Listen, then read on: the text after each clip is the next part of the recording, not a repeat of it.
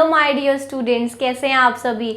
मैं हूं Upasana and I welcome you all to our YouTube channel NEET foundation for class 9th and 10th।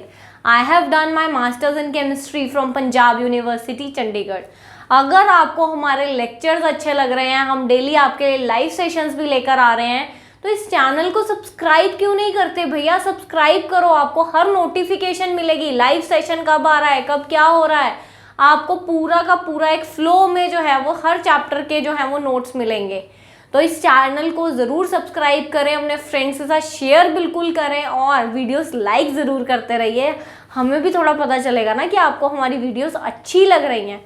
और अगर आप free of cost जो है वो नोट्स चाहते हैं तो हमारे टेलीग्राम के साथ जुड़े रहिए। हर संडे को उस टेलीग्राम चैनल के ऊपर एक क्वेश्चन पेपर ज़रूर डलेगा और आप उससे अपनी जो प्रैक्टिस है डिफरेंट चैप्टर्स की, उसमें और ज़्यादा स्ट्रॉन्ग हो सकते हैं उन्हें करके।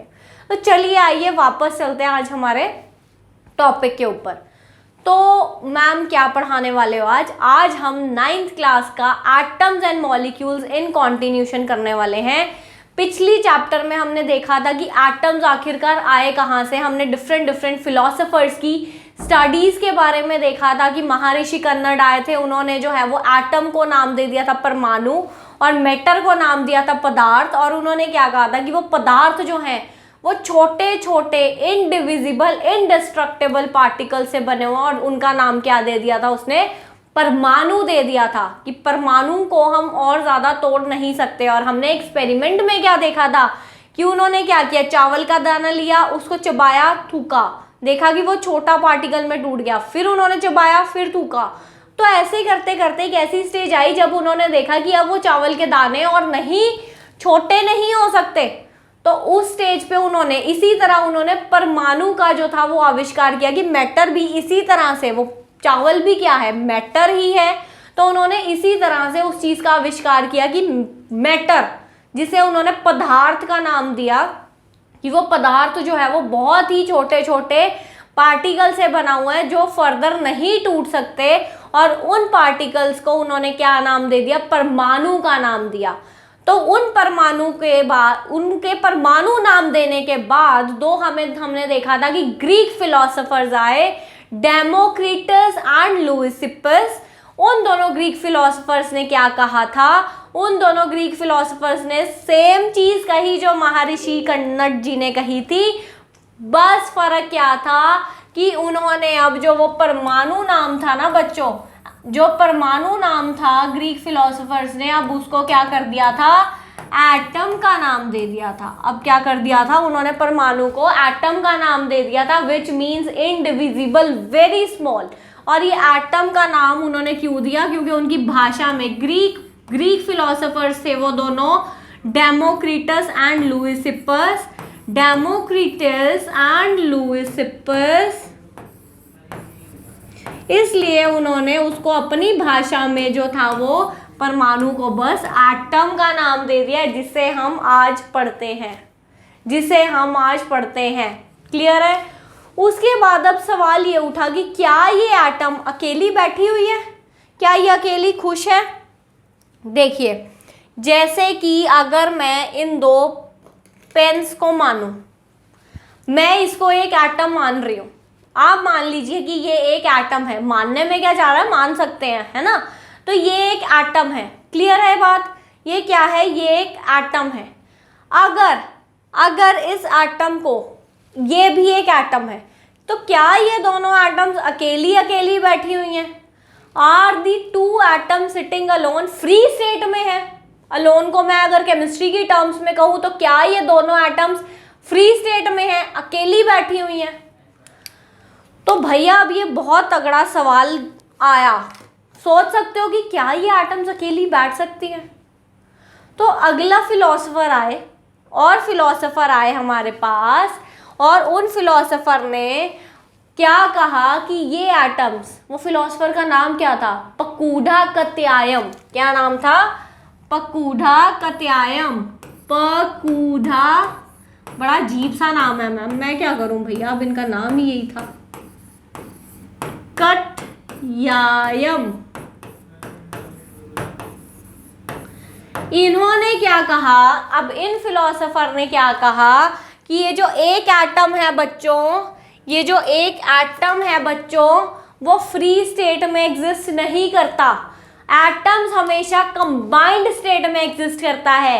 ये एक एटम इस दूसरे एटम के साथ कंबाइंड स्टेट में एग्जिस्ट करेगा, और जब एक एटम दूसरे एटम के साथ कंबाइन करेगी तो वो क्या बना देती है बच्चों, एटम्स कंबाइन करके क्या बना देती हैं, वो मॉलिक्यूल्स बना देती हैं। वो क्या बना देती हैं, मॉलिक्यूल्स बना देती हैं। तो हमेशा एक एटम एक स्टेट में एग्जिस्ट नहीं कर सकता, एटम्स कंबाइंड स्टेट में एग्जिस्ट करते हैं, और जब दो एटम्स आपस में कंबाइन करती हैं तो वो मॉलिक्यूल्स बना देती हैं। एटम अकेला बहुत ही अनस्टेबल होता है, it does not generally exist in the free state. Clear है? तो एटम्स हमेशा कंबाइंड स्टेट में एग्जिस्ट करती हैं। दो से ज़्यादा एटम्स जो हैं वो आपस में कंबाइन करके क्या बना देती हैं, मॉलिक्यूल्स बना देती हैं। टू और more atoms combine together to form molecules. अब ऐसे ही एटम कंबाइन कर जाती है क्या, कि ये एक एटम पड़ा है, ये एक एटम पड़ा है, एक ये एटम पड़ा है, ये दूसरा एटम आया, इन दोनों ने बस आपस में दोस्ती करी और कंबाइन हो गए? No, not possible. इनके कॉम्बिनेशन के पीछे कुछ केमिकल रिएक्शन होता होगा, तभी ये आपस में केमिकली कंबाइन करती हैं। भैया केमिस्ट्री पढ़ रहे हो, थोड़ा दिमाग लगाओ। तो ये जो एटम्स हैं they chemically combine with each other to form molecules. ऐसे ही नहीं कि एक एटम पड़ा है दूसरा भी पड़ा है और बस कंबाइन हो गए, नहीं, केमिकल रिएक्शंस होते हैं वहाँ पे। केमिकल रिएक्शंस करके ये जो एटम्स हैं वो मॉलिक्यूल्स में मॉलिक्यूल्स बनाती हैं।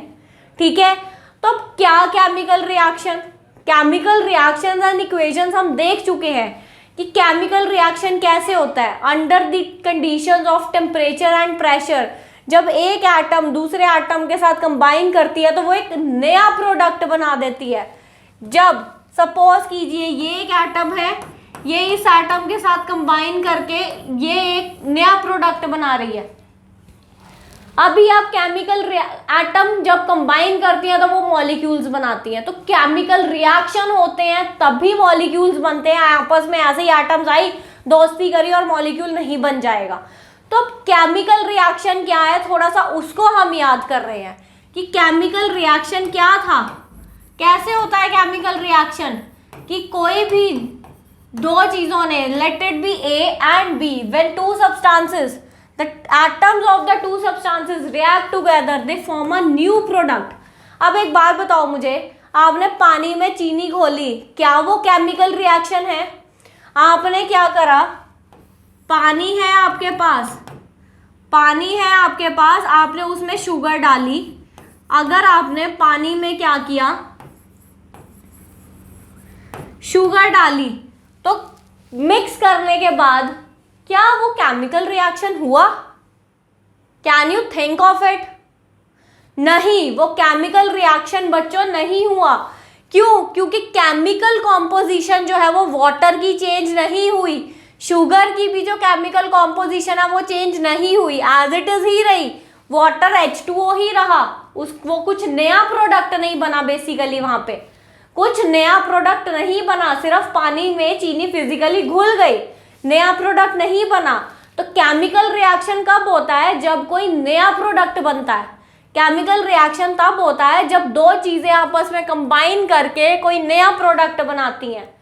अब ये तो हो गया कि केमिकल रिएक्शन तब होगा जब दो चीजें under the condition of may be temperature, may be pressure, heat दे रहे हैं, है ना, तो वो नया एक प्रोडक्ट बनाती हैं। हमें कैसे पता चलेगा कि केमिकल रिएक्शन हो गया? हमें कैसे पता चलेगा? हम कैसे नॉर्मल आइज से ऑब्जर्व कर सकते हैं? मे बी देखिए, मे भी कोई ये बीकर है, मे भी कोई ये बीकर है, इसमें आपने A+B डाला और नीचे से आप क्या कर रहे हैं, यहाँ पे हीट दे रहे हैं। क्या कर रहे हैं? हीट दे रहे हैं। आपने दो सब्सटेंसेस डाले A+B और आप क्या कर रहे हैं? हीट दे रहे हैं। तो हमें क्या पता नॉर्मल नेकेड आइज से कि यहाँ पे रिएक्शन हो रहा है? हमें कैसे हम ऑब्जर्व कर सकते हैं कि जब रिएक्शन खत्म हुआ तो मे बी कुछ फ्यूम्स निकले किसी गैस के, मे बी किसी गैस के कोई फ्यूम्स निकले, इसका मतलब कोई पहले तो गैस नहीं थी, A प्लस B आपस में जब रिएक्ट करे तो एक गैस बन गई, तो गैस बनी, तो उसके वेपर्स निकल रहे हैं। तो हम उस चीज से जज कर सकते हैं कि मे बी रिएक्शन हो गया है और कुछ वेपर्स निकल रहे हैं किसी गैस के, है ना। नहीं तो दूसरी चीज, तो पहली चीज तो कि कोई वेपर्स या गैस निकल रही है उससे हम पता कर सकते हैं। यहाँ पे रिएक्शन होने से पहले सपोज करिए पिंक कलर था, मे बी रिएक्शन होने से पहले पिंक कलर था, पर जब रिएक्शन हो गई तो रिएक्शन होने के बाद अब ब्राउन कलर हो गया, उस बीकर के अंदर कलर चेंज आ गया, पिंक से ब्राउन हो गया सपोज। तो इसका मतलब आप कलर चेंज से भी कुछ दिमाग लगा सकते हैं कि रिएक्शन हो रहा है, बिल्कुल दिमाग लगा सकते हैं। सिमिलरली यहाँ पे मे बी नीचे कुछ अनडिस्टर्ब्ड सा वाइट सब्सटेंस बन जाए, जिसे हम क्या कहते हैं, पीपीटी, प्रेसिपिटेट्स, या तो प्रेसिपिटेट्स बन जाए, अनडिस्टर्ब्ड सब्सटेंस। जब रिएक्शन होता है तो कई रिएक्शंस में क्या होते हैं, प्रेसिपिटेट्स बन जाते हैं। प्रेसिपिटेट क्या होते हैं, जो इनसॉल्यूबल होते हैं, बाकी सॉल्यूशन में सिर्फ नीचे बैठ जाते हैं, ठीक है। तो पीपीटी बन जाए, तो इन चीजों से हमें पता चल सकता है कि बच्चों केमिकल रिएक्शन हो गया है, केमिकल रिएक्शन हो गया है। या फिर हीट, टेम्परेचर इंक्रीज हो जाए, वहां पे टेम्परेचर में चेंज आए, कुछ टेम्परेचर में अगर आपके यहाँ पे चेंज आ गया सपोज, ठीक है, गर्म हो गई वो चीज। नॉर्मल आपने दोनों रिएक्टेंट्स डाले, ए डाला बी डाला, ठीक है, उन्होंने जब आपस में रिएक्ट किया तो इसका मतलब हीट, गर्म हो गया। जब आपने, पहले ठंडा था बीकर, आपने कुछ नहीं किया, पर जब आपने उसको हाथ लगाया तो वहां पे गर्म हो गया, गर्म हो गया। इसका मतलब क्या हुआ कि रिएक्शन के टाइम पर हीट रिलीज हो रही है, रिएक्शन हुआ और उसने हीट रिलीज करी, हीट रिलीज की वजह से जो था वो बीकर गर्म हो गया हीट रिलीज की वजह से। इसका मतलब कोई केमिकल रिएक्शन वहां हुआ है। तो मेरा मतलब आपको यहाँ पे केमिकल रिएक्शन बताने का ये था कि एटम्स ऐसे ही हवा में नहीं जो है वो मॉलिक्यूल बना देती, दो या दो से ज्यादा एटम्स आपस में इसी तरह केमिकली रिएक्ट करके मॉलिक्यूल्स बनाती हैं, ठीक है, केमिकली रिएक्ट करके मॉलिक्यूल्स बनाती हैं। जब कोई भी रिएक्शन होता है, ये जो दो रिएक्टिंग स्पीशीज हैं बच्चों, इसे हम रिएक्टेंट बोलते हैं, इसे हम रिएक्टेंट बोलते हैं। और यहाँ पे एरो लगाते हैं जब भी कोई केमिकल रिएक्शन हमने शो करना होता है, और एरो के बाद जो हम चीज लिखते हैं, जो नई चीज बनती है, उन्हें हम प्रोडक्ट्स बोलते हैं। जो नया चीज फॉर्म हो रही है उसे हम प्रोडक्ट बोलते हैं। क्लियर है? देखिए अब जैसे कि फॉर एग्जांपल, तो ये हमें केमिकल रिएक्शन थोड़ा सा दोबारा से हमने याद कर लिया। अगर आप केमिकल रिएक्शन और डिटेल में समझना चाहते हैं तो आप, वीडियो ऑलरेडी अपलोडेड है केमिकल रिएक्शंस एंड इक्वेशंस वाले चैप्टर की, इंट्रोडक्शन की, उसकी आप प्लीज वो वाली वीडियो जाकर वहां देख सकते हैं।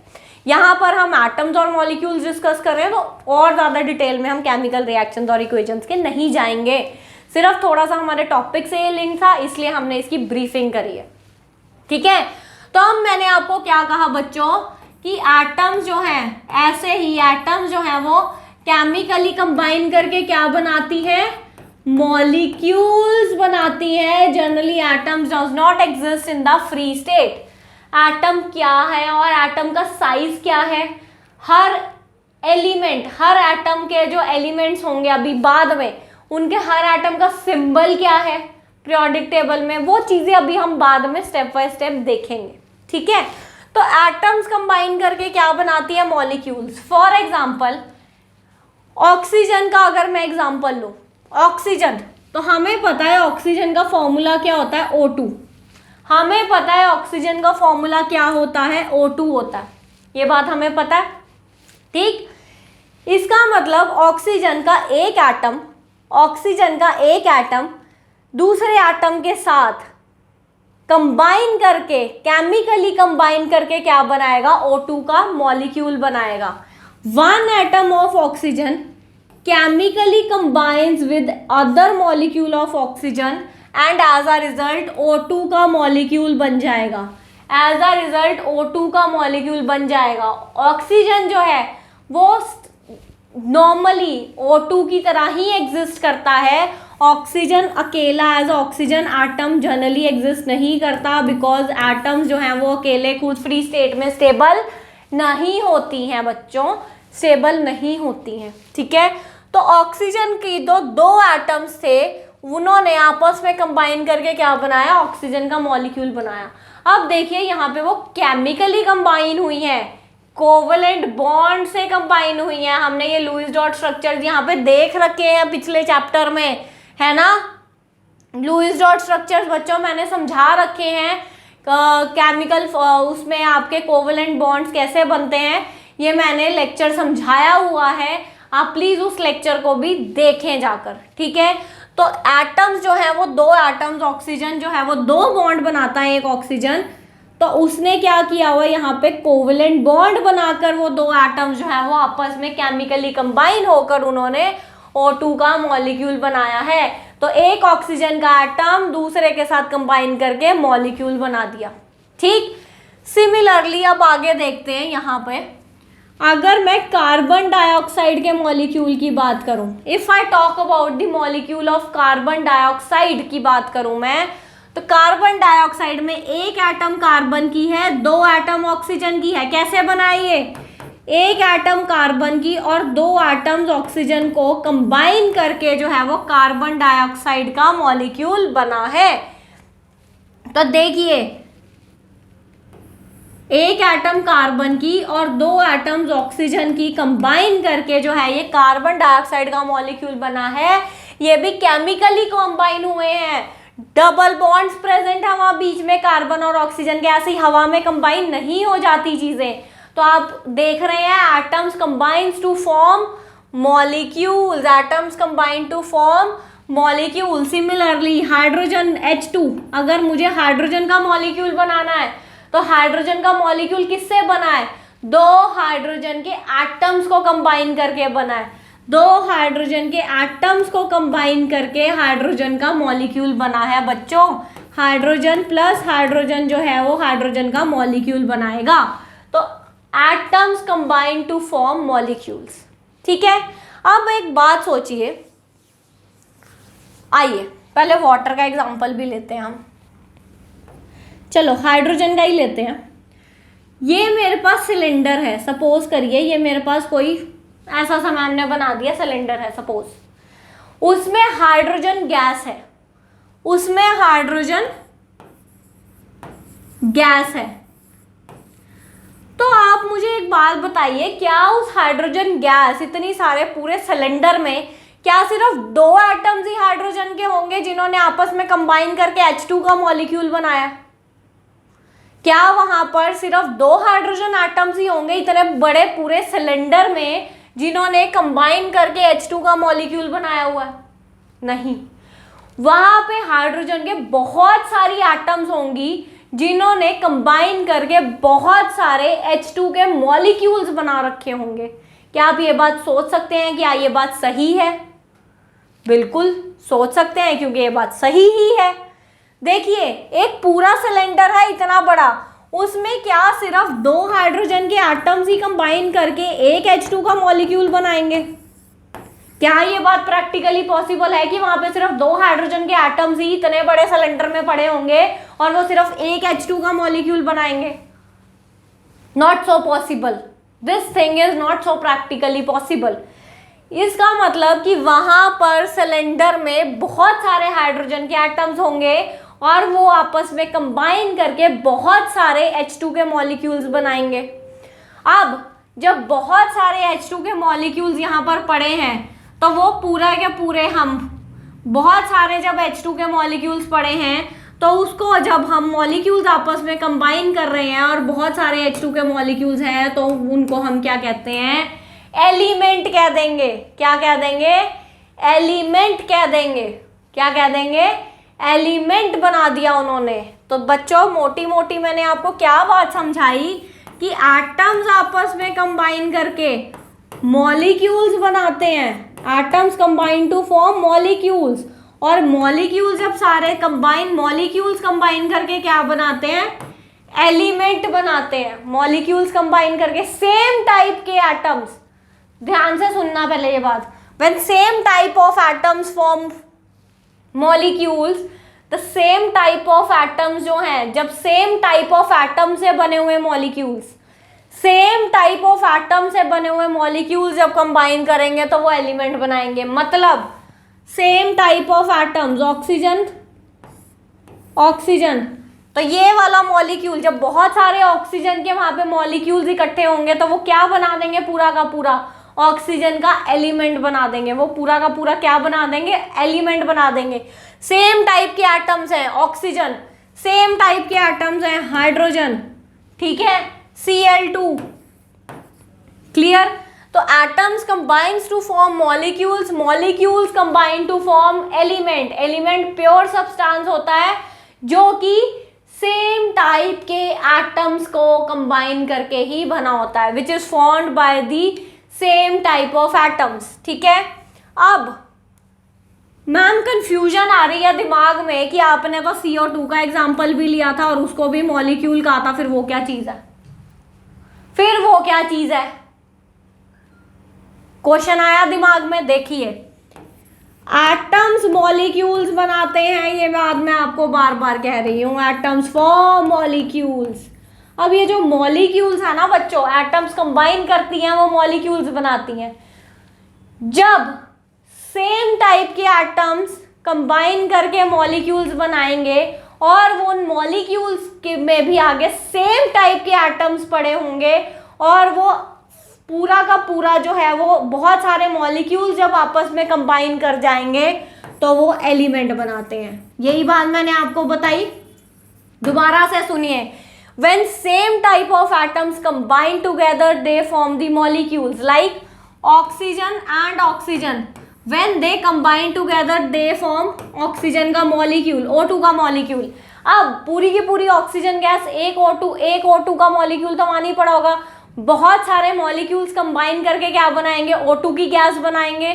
तो बहुत सारे मॉलिक्यूल्स जब हम कंबाइन कर जाते हैं तो उसको हम क्या कह देते हैं, O2 का एलिमेंट है वो। तो बहुत सारे जब मॉलिक्यूल्स आपस में कंबाइन हुए हैं तो उसको हम क्या कहते हैं, एलिमेंट कहते हैं। एलिमेंट किससे बनता है, प्योर मॉलिक्यूल से। प्योर एलिमेंट है बेसिकली कि प्योर सेम टाइप के मॉलिक्यूल से बनता है, सेम टाइप के मॉलिक्यूल से बनता है, सेम टाइप के एटम से बनता है, बेसिकली सेम टाइप के एटम से। बट जब डिफरेंट टाइप्स ऑफ एटम्स आपस में रिएक्ट करती हैं बच्चों, वो क्या बनाती हैं, मॉलिक्यूल बनाती हैं। अब वो जैसे कि carbon plus oxygen, for example carbon dioxide, carbon plus oxygen. तो जब ये डिफरेंट टाइप्स के एटम्स भी कंबाइन कर रही हैं, ये मॉलिक्यूल्स बना रही हैं। बट एक कार्बन डाइऑक्साइड का मॉलिक्यूल तो वहां नहीं होगा, बहुत सारे होंगे। तो जब डिफरेंट टाइप्स के एटम से जब मॉलिक्यूल्स बना है तो वो मॉलिक्यूल्स जब आपस में कंबाइन होंगे तो बच्चों वो क्या बना देंगे, कंपाउंड बना देंगे। वो क्या बना देंगे, वो कंपाउंड बना देंगे। दोबारा से इस बात को बहुत ध्यान से समझिए। Atoms combine to form molecules, atoms combine either same type of atoms और different types of atoms, they combine to form molecules. अब मॉलिक्यूल जो है which is formed by the same type of atoms, molecule which is formed by the same type of atoms combine to form the element. Element is a pure substance and molecules formed by the different types of atoms, जैसे कि carbon dioxide, they combine to form compound, they combine to form compound. I hope आपको atom, molecule, element और compound में difference जो है वो clear हो गया होगा। क्लियर है बच्चों ये बात। Atoms combine to form molecules, molecules having same type of atoms combine to form element which is a pure substance, and molecules with different types of atoms combine to form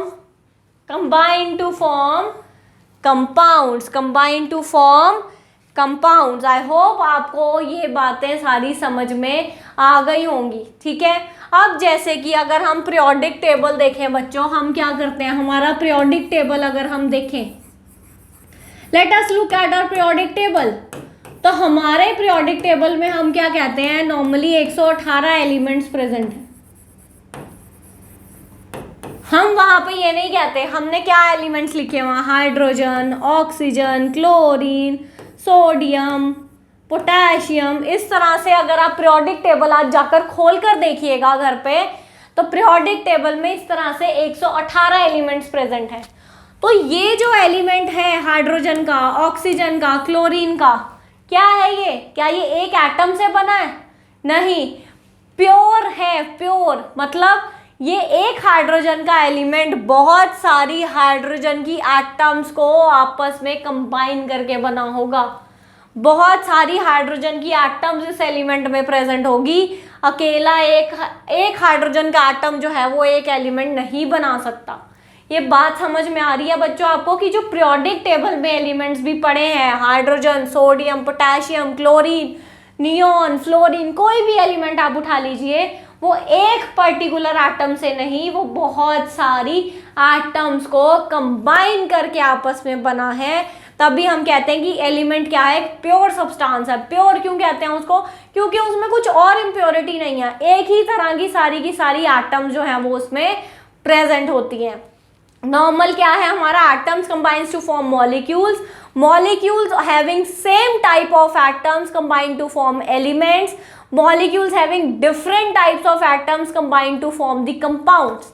और अगर हम अपना periodic table देखें तो हमारा periodic table में जो basically 118 elements हैं, तो हर एलिमेंट भी जो है वो बहुत सारी एटम्स को, हाइड्रोजन का ये जो एलिमेंट है, ये हाइड्रोजन का जो एलिमेंट है, ये बहुत सारी हाइड्रोजन की एटम्स को कंबाइन करके बना है।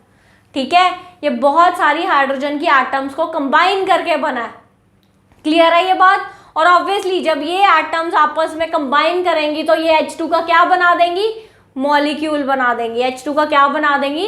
मॉलिक्यूल बना देंगी। तो आप अभी कंफ्यूज मत होइए, आप ये ध्यान में रखिए कि एटम से मॉलिक्यूल बनता है, मॉलिक्यूल से एलिमेंट्स और कंपाउंड्स बनते हैं। 118 एलिमेंट्स हमारे पीरियोडिक टेबल में हैं और हर एलिमेंट प्योर सब्सटेंस है। हर एलिमेंट में भी सोडियम का ही अगर मैं एलिमेंट उठा लूँ तो ये बहुत सारी सोडियम एटम्स को कंबाइन कर कर बना होगा। आज के लिए बच्चों इतना ही, अब हम नेक्स्ट क्लास में मिलेंगे। सी यू। वीडियो अच्छी लगी हो तो लाइक ज़रूर कर देना, चैनल को सब्सक्राइब ज़रूर कर देना और अपने फ्रेंड्स के साथ शेयर करना बिल्कुल भी मत भूलना। बाय बाय बच्चों, सी यू।